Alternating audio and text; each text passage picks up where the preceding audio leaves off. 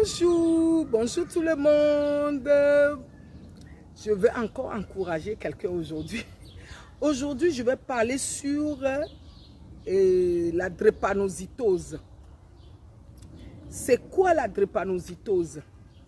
Quand on appelle la drépanocytose, on appelle ça en Afrique hématie, on appelle au Togo hématie ou noudui.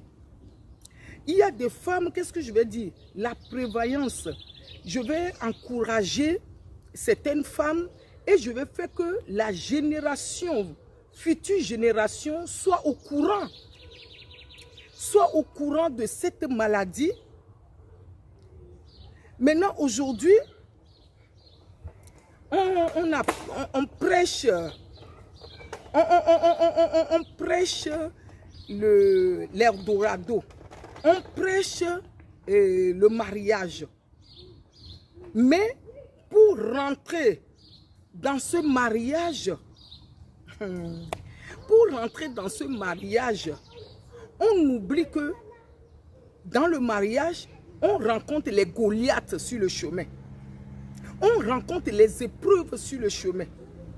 On prêche aux jeunes, on les montre beau mariage, on les montre, oh, tu vas te marier, ton mari, mais sans leur prévenir que des fois, il y a des risques. Dans le mariage, tu peux tomber sur un homme. C'est quoi drépanocytose? Un homme qui est AS. Une femme aussi, elle est AS. Les deux se mettent ensemble. Ils font de beaux mariages. Maintenant, qu'est-ce qui se passe? La femme tombe enceinte, la joie est venue dans la maison. Oh, allô, tu sais, oh, ma femme, elle est tombée enceinte, on va avoir le bébé. Mais le monsieur oublie. Le monsieur n'a pas fait le test de prévoyance. La femme aussi, la fille aussi n'a pas fait. Les deux ont accouché. Qu'est-ce qui s'est passé? L'enfant a pris S du monsieur et l'enfant aussi, il a pris encore S de la femme. L'enfant est devenu SS. L'enfant commençait à tomber malade. Mais qu'est-ce qui se passe avant?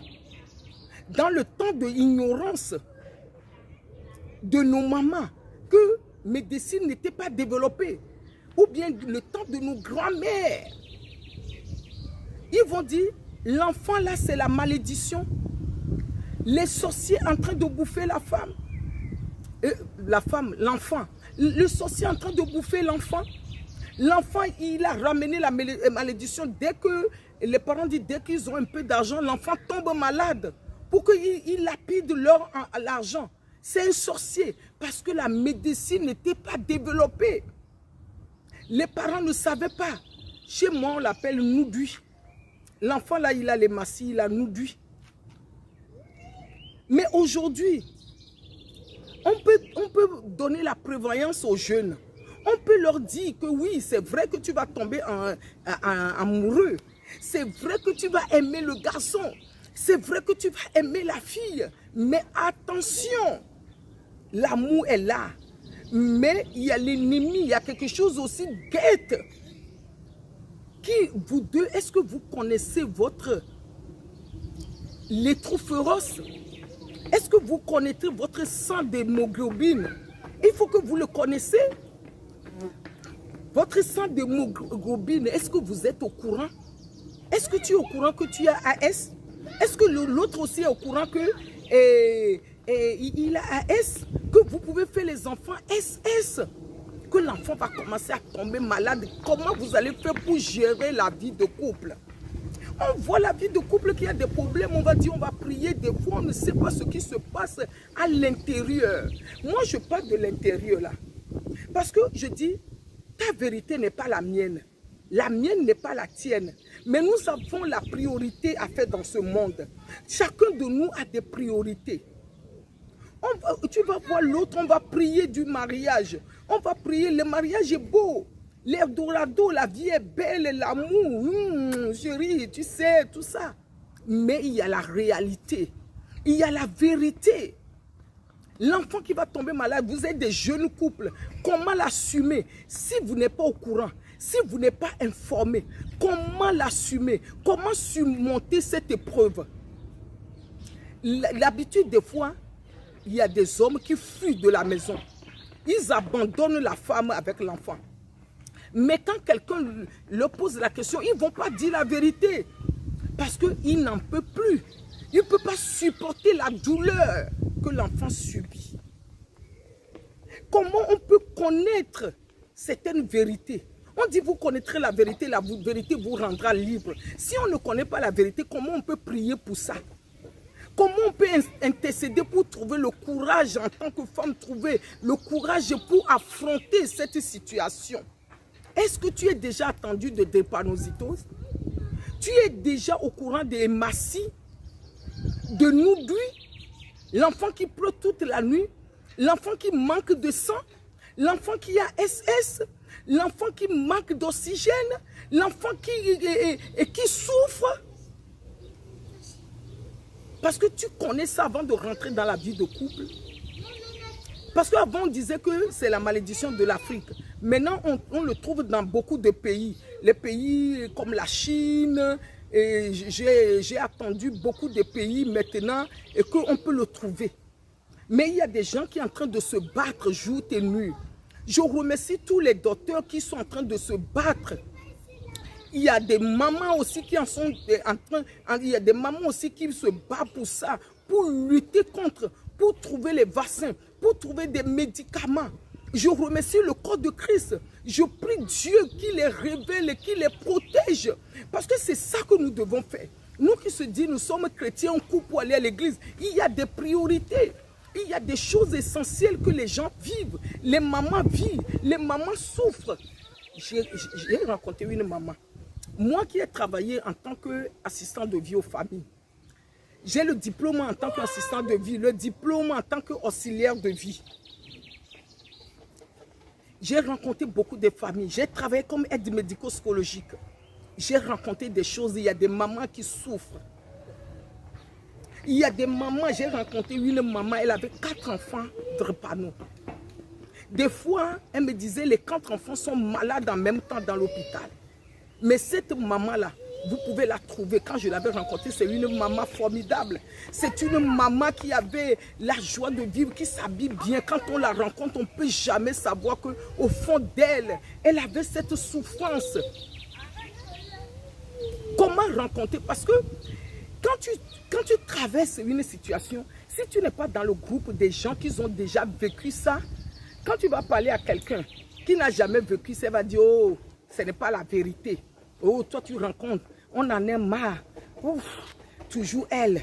Quand on l'appelle au téléphone, elle va toujours raconter son histoire de mon enfant. Parce que l'autre dame va parler, mon enfant a fait l'étude comme ça, mon enfant il a fait ça ou bien elle a fait ça. Toi tu vas commencer à raconter toujours les mêmes histoires de maladie. À un moment donné, la personne elle va avoir marre de toi. Quand tu vas lui téléphoner, même elle ne va plus te répondre. Cela fait que les gens perdent des contacts. Mais quand tu es dans le groupe des femmes qui ont traversé cette histoire, qui ont vécu cette histoire, mais ils vont bien t'écouter. Des fois, on se trompe des groupes, je l'ai toujours dit. On se trompe des copines, on se trompe de qui on rencontre nos histoires. Et elle avait fait 4 enfants. 4 enfants qui sont grands. Et elle avait traversé cette histoire. Quelle est ton histoire? Tu traverses cette situation. Ton mari t'a abandonné à cause de ça. Mais tu te retrouves avec des enfants drépano ou un enfant drépano, tu ne sais pas quoi faire. Tu dis que la vie, ou bien tu es jeune fille, tu viens d'accoucher, tu n'as jamais entendu parler de cette maladie et tu te retrouves dedans, tu te dis que la vie est foutue pour toi. Ta vie est foutue, qu'il n'y a plus d'espoir. Non, l'espoir, il est auprès de Dieu. Retrouve la force, le courage. Tu as perdu la tête, tu ne sais même plus comment s'habiller parce que tu te retrouves dans une engrenade, dans le désert, il n'y a pas de secours.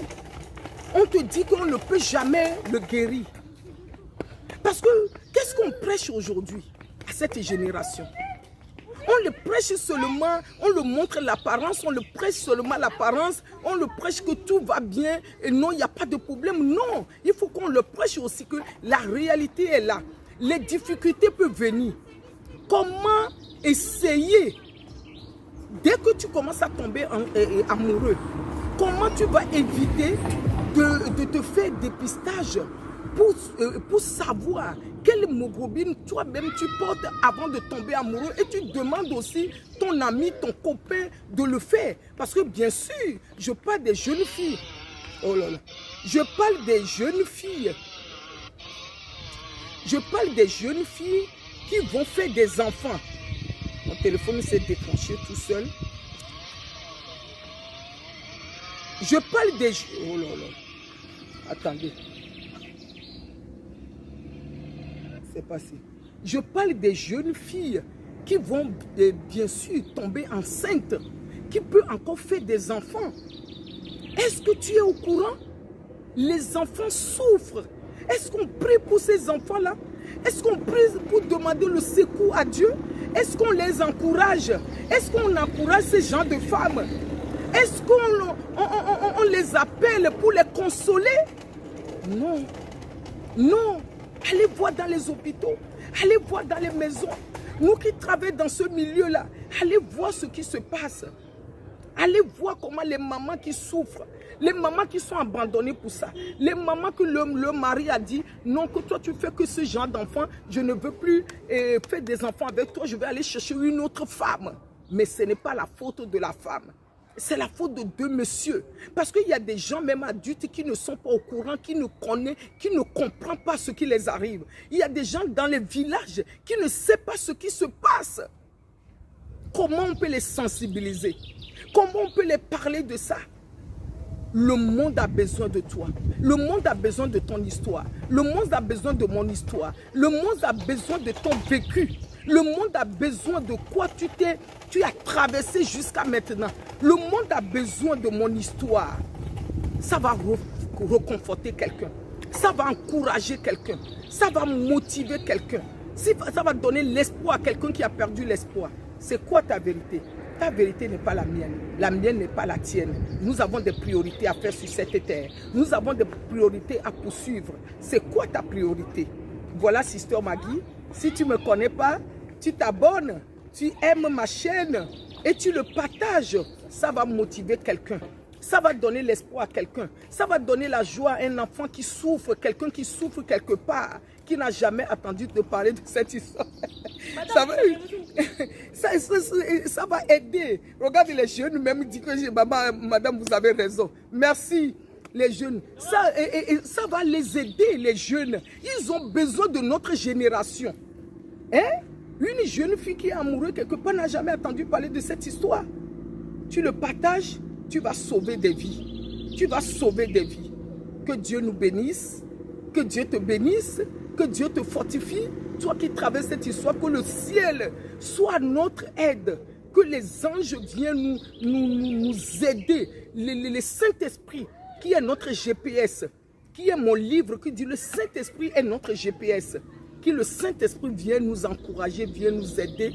Voilà ce que j'ai envie de partager avec toi, avec moi, avec le monde entier. Et à bientôt. Quand même, malgré tout, il y a la joie de vivre. Maman, je t'aime. À tous les mamans qui traversent ça, je vous aime avec l'amour de Dieu. Et les enfants, je vous donne courage. Les jeunes filles, trépano, jeunes garçons, trépano. Tiens bon, courage.